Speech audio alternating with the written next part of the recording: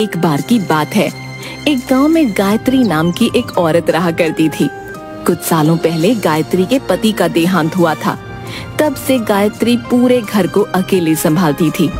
उसके पति ने मरने से पहले वहाँ के जमींदार से कर्ज ले रखा था, जिसकी भरपाई गायत्री खेतों में काम करके करती थी।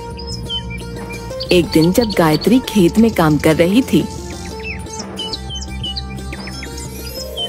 चल गायत्री, घर नहीं चलना। दीदी बस थोड़ा सा रह गया है, आप जानती हो जमींदार के आदमी बाद में जांच करते हैं। मैं नहीं चाहती वो किसी भी चीज को लेकर बाद में कुछ बोलें। ठीक है, जैसी तेरी मर्जी। इसके बाद रेशमा वहाँ से चली गई। धीरे धीरे सूरज ढलने लगा। गायत्री ने अपना काम खत्म किया और घर चली गई। माँ आ गई। माँ, दादी ने खाना बना दिया, चलो आ जाओ खाना खा लो। मैं हाथ मुंह धोकर आई। माँ, आपने खाना क्यों बनाया? बेटा, मैं बूढ़ी भले ही हो गई हूँ, लेकिन इतनी नहीं कि घर का थोड़ा काम भी ना कर सकूं। माँ, आप जितना भी करती हैं मेरे लिए उतना काफी है, लेकिन आप ज्यादा मत किया करो।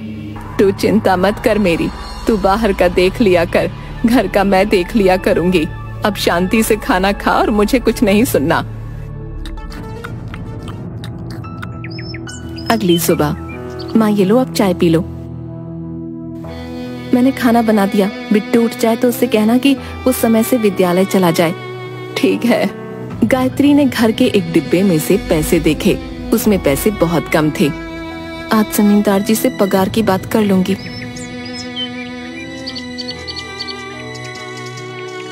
गायत्री, खाना खाने आ जा, भला कब तक काम करेगी? दीदी थोड़ी देर और कर लेती हूँ, फिर आती हूँ। इसके बाद गायत्री खाना खाने लगी। तभी उसने देखा कि जमींदार जी वहाँ काम देखने आए। वो तुरंत जमींदार जी के पास गई। प्रणाम जमींदार जी। प्रणाम। जमींदार जी, वो घर में पैसे खत्म हो गए थे। मेरे घर में केवल मैं ही एक कमाई का जरिया हूँ। आपकी बहुत कृपा होगी अगर आप कुछ पैसे दे देते। ऐसा करो, शाम को घर आना, वहीं बात करेंगे। ठीक है जमींदार साहब। इसके बाद गायत्री दोबारा अपने काम पर लग गई। शाम को गायत्री जमींदार के घर पहुंची। प्रणाम जमींदार जी। प्रणाम। जमींदार जी, वो घर में पैसे खत्म हो गए थे। मैं घर में केवल एक ही कमाई का जरिया हूँ। आपकी बहुत कृपा होगी अगर आप कुछ पैसे दे देते। तुम्हें तो पता है, तुम्हारे पति ने मुझसे कर्ज लिया था, वो तो निकल पड़ा। अब अगर तुम्हें भी देता रहा तो मैं तो रास्ते पर आ जाऊंगा। तुम पहले सारा कर्ज दे दो, फिर ले लेना पैसे। जमींदार जी, ऐसा मत करिए। मैं आपके अलावा कहीं काम नहीं करती। अगर यहाँ से भी पैसा आना बंद हो जाएगा तो हम भला कहाँ जाएंगे? हमारी मदद करिए जमींदार जी। घर पर काम करोगी हमारे, बहुत पैसे दूंगा। कैसा काम जमींदार जी?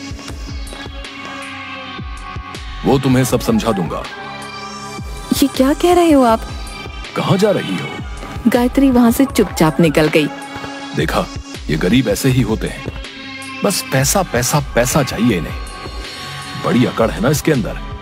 एक काम करो, इसे रात तक काम कराओ, जितना हो सके उतना काम कराओ, तब जाके अकड़ टूटेगी इसकी। हे प्रभु, कृपा करो हम पर। घर पर अनाज भी खत्म होने वाला है। मैं ये सब कैसे करूंगी, समझ नहीं आता। कहाँ से पैसों का इंतजाम करूं? तंग आ चुकी हूँ मैं अपने इन हालातों से। अगर मैंने अपने जीवन में कभी भी कुछ ऐसा किया हो जिससे आपको खुशी मिली हो तो हमारी जिंदगी सुधार दो। इसके बाद गायत्री घर चली गई। रास्ते में चलते चलते बारिश होने लगी। अचानक गायत्री का पैर एक पत्थर पर पड़ा और गायत्री गिर पड़ी। पत्थर पर एक बिजली गिरी और वो पत्थर चमकने लगा। ये पत्थर चमक कैसे रहा है? ये क्या है? ऐसा करती हूँ, इसे घर ले जाती हूँ और माँ जी को दिखाती हूँ। गायत्री भीगते भीगते घर पहुंची। गायत्री, आज इतनी देर क्यों हो गई बेटा? सब ठीक तो है ना? माँ जी, ये देखिए, आज आते समय मैं इस पत्थर से टकराई और अचानक इस पत्थर पर बिजली गिरी और ये अचानक चमकने लगा। मैंने सोचा घर ले जाकर आपको दिखाऊं। ये तो बड़ा सुंदर पत्थर है। मुझे लगता है बेटा, इस पत्थर ने तेरे ऊपर आई बला टाल दी। बेटा ऐसा कर, मंदिर में रख दे। भगवान करे ऐसे ही घर की सारी बला टल जाए। अच्छा सुन, रेशमा आई थी, उसने सब्जी बनाकर हमें भी दी है। कह रही थी गायत्री को कहना रोटी बनाकर सब खा लें और सब्जी की तारीफ करना मत भूलना। बड़ी प्यारी लड़की है। गायत्री मन ही मन खुश हुई। मैं अभी रोटी बनाती हूँ माँ। तूने खाना खाया बेटा? मैं रोटी बना चुकी हूँ। माँ मुझे कुछ नहीं सुनना, तू जा और हाथ मुंह धोकर आ जा। इसके बाद सबने खाना खाया और गायत्री मंदिर में जाकर प्रार्थना करने लगी। हे प्रभु, कब तक इसी तरह चलता रहेगा? हम पर कृपा करो प्रभु, कृपा करो। बेटा तू चिंता क्यों करती है? देखना वो हमारी मदद जरूर करेंगे। अब जा तू सो जा जाकर। इसके बाद अगले दिन सुबह गायत्री फिर से काम पर चली गई। दीदी कल आपने सब्जी बहुत अच्छी बनाई थी। मुझे अच्छा लगा, तुझे पसंद आई। दीदी आपका बहुत बहुत धन्यवाद। कोई नहीं, चल अब काम कर। जमींदार के आदमियों ने देख लिया तो परेशान करेंगे फिर। इसके बाद जमींदार का आदमी गायत्री को जमींदार के पास ले जाने आया। सुनो गायत्री, जमींदार साहब ने बुलाया। गायत्री चुपचाप जाने लगी। कल तो तुम अकड़ में चली गई थी, लेकिन कान खोल कर सुन लो। तुम्हारे पति ने जितना कर्ज लिया है, मुझे वो इस महीने के आखिर तक चाहिए। और अगर नहीं मिला तो तुझे और तेरी उस बुढ़िया सास को जेल में भिजवा दूंगा, मेरे सारे पैसे खाने के इल्जाम में, समझी? ऐसा मत करिए, मैं इतने सारे पैसे कहाँ से लाऊंगी? ये तो कल अकड़ में जाने से पहले सोचना चाहिए था। अब जाओ, काम करो अपना। इसके बाद दोनों काम करने लगी। रात तक काम करने के बाद गायत्री थक गई, लेकिन जैसे तैसे गायत्री घर पहुंची। जल्दी इधर आ गायत्री। क्या हुआ माँ? सब बताती हूँ, इधर तो आ पहले। आज जब मैं पूजा कर रही थी, मैंने देखा ये लोहे का सोना हो गया। ऐसा कैसे हो सकता है? सोने का पानी चढ़ा लोहा होगा, ऐसे ही रख दिया होगा कभी हमने। इतनी उम्र हो गई मेरी, सोना देखकर पहचान जाती हूँ। भला मेरी आंखें धोखा कैसे खा सकती हैं? ऐसा नहीं हो सकता। मैं सुनार के पास जाऊंगी और इसकी जांच करूंगी। ठीक है? ठीक है, जैसी आपकी इच्छा। चल खाना खा ले जाके। माँ आप तो जानती हैं, धीरे धीरे घर का अनाज खत्म हो रहा है और जमींदार एक भी पैसा देने को तैयार नहीं। क्या करें माँ, मेरी तो कुछ समझ नहीं आ रहा। देखते हैं बेटा क्या होता है, कुछ न कुछ तो जरूर ठीक हो ही जाएगा। तू चिंता मत कर। माँ मैं बिट्टू को समय नहीं दे पाती हूँ। सुबह उसके उठने से पहले ही चली जाती हूँ, रात को उसके सोने के बाद आती हूँ। माँ अगर आप नहीं होती तो मेरे लिए ये सब झेलना मुश्किल हो जाता। ये तू कैसी बातें कर रही है? मेरे बेटे ने अपने फायदे के लिए कर्ज लिया और मर गया। तूने मुझे अपने साथ रखा, मेरी देखभाल भी की और उस नालायक का कर्ज उतारने के लिए दिन रात उन खेतों में काम कर रही है। हम एक परिवार हैं बेटा, हम एक साथ रहेंगे। तू चाहती तो बिट्टू को लेकर अपने घर कब की चली जाती, लेकिन तू यहाँ रुकी, मुझे अकेला नहीं छोड़ा। मेरे लिए तो तू ही मेरी औलाद है।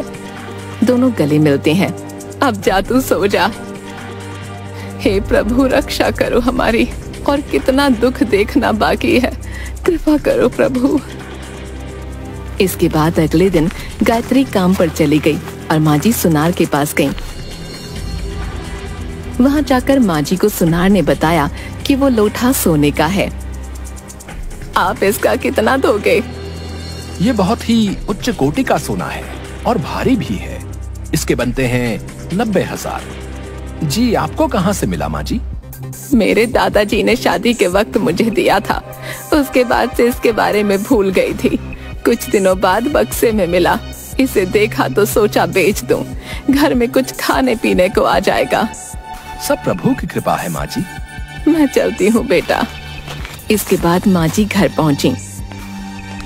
रात को जैसे ही गायत्री घर पहुँची, माँ जी ने उसे सारी बात बता दी और सारे पैसे गायत्री के हाथ में रखे। बेटा कल जाकर पैसे जमींदार को दे देना, उससे कहना अब तू उसके यहाँ काम करने नहीं आएगी। माँ आप ये सब क्या कह रही हो? वो लोटा हमारे घर कैसे आया? इधर बैठ। पत्थर लेते आई और साथ ही लोहे के कुछ सिक्के भी और कुछ लोहे के सामान भी। ये आप क्या कर रही हो माँ जी? ये देख। दादी ने पत्थर से सामान को छुआ और देखते ही देखते वो सोने में बदल गया। मैंने बचपन में सुना था कि एक पत्थर होता है जिसे अगर लोहे की किसी चीज से छुआ जाए तो वो सामान सोने का बन जाता है। ऐसे पत्थर को पारस पत्थर कहते हैं। अब देखना, कल तू इन सबको शहर जाकर बेचा। यहाँ बेचेगी तो सुनार को शक हो जाएगा। अगले दिन गायत्री शहर सुनार के पास जाकर सारी चीजें बेच आई। शाम को वो जैसे ही घर पहुंची, उसने देखा उसके घर में जमींदार आया हुआ था। आप लोग यहाँ? ये बताओ तुम आज काम पर क्यों नहीं आए? अब से मैं आपके यहाँ काम नहीं करूँगी। ये लीजिए आपके पैसे, पूरे 3 लाख हैं, और आज के बाद हमारे घर कभी मत आना। ये पैसे कहाँ से आए? चोरी करी या फिर कुछ और? तुमसे मतलब? तुम अपने पैसे पकड़ो और निकलो यहाँ से। कृपा करके जाइए यहाँ से। इसके बाद जमींदार वहाँ से चला गया। घर पहुंचकर पता करो इनके पास इतने पैसे कहाँ से आए। कल तक मुझे ये जानना है कि इनके पास ये सारा धन कहाँ से आया। समझ गए ना सारे? जी मालिक, समझ गए। इसके बाद सारे आदमी रात को गायत्री के घर पहुंचे। गायत्री की सास को पत्थर से लोहे को सोना बनाते देख वो सब हैरान हो गए। देखना भाई, इनकी तो किस्मत ही खुल गई। मैं कहता हूँ पत्थर हम रख लेते हैं। पागल, जमींदार को पता चला तो मारे जाएंगे। तो उनका गुस्सा नहीं जानता क्या? चलिए खबर जमींदार को देकर आते हैं। इसके बाद एक आदमी गायत्री के घर के अंदर घुसा और वो पत्थर उठाकर जमींदार साहब के पास ले गया। सारे आदमी जमींदार के घर पहुँचे।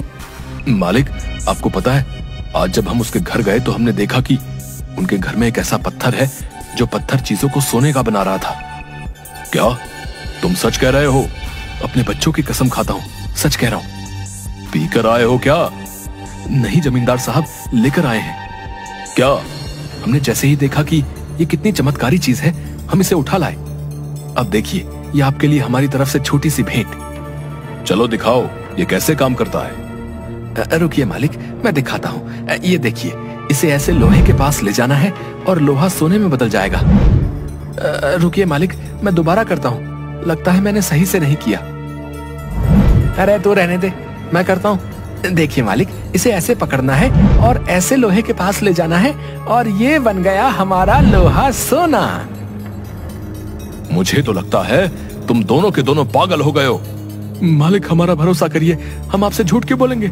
ऐसा करता हूँ, दोबारा से इसको उसकी जगह पर रख देता हूँ। कल हम रात को दोबारा जाएंगे और जब वो बुढ़िया सोना बनाएगी तो आप खुद ही देख लीजिएगा।